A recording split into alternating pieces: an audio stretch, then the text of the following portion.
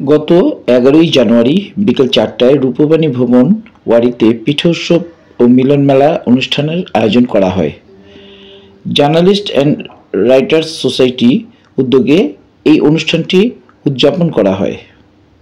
বাংলাদেশের নানান অঞ্চল থেকে সাংবাদিক এবং সম্পাদকবৃন্দ পিঠা উৎসবে অংশগ্রহণ করেন।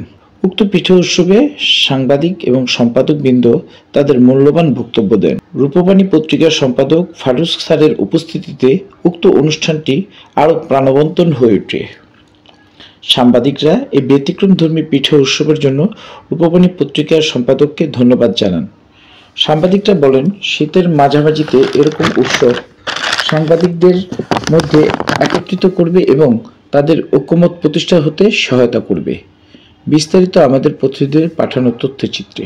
আমরা অনেক গর্বিত যে আমাদের ফারুক স্যারের আজকে রূপবাণী ভবনে আমরা সবাই একত্রিত হতে পেরেছি। স্যারের সাথে রূপবাণীতে আমি আসছি। আমি ইদি আমিন অ্যাপোলো, আমার ফ্রেন্ড কিছুক্ষণ আগে বলে গেল যে নূর, ও আমাকে একবার একটা নিউজ করেছিল 2017 সালে, আমাকে অনেক ভাইরাল করছিল সেই নিউজে, এই রূপবাণী থেকেই। পরবর্তী সময় যখন চিন্তা করলাম যে না, এমন একটা জায়গায় আসবো যেখানে আমাদের গার্জিয়ান থাকবে।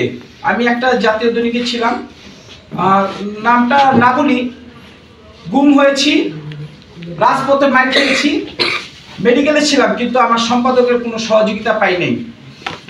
তখন অনেক চেষ্টা করে আমি নূর হোসেনের তথ্য নিলাম, ও বললো তুমি এখানে কাজ করো।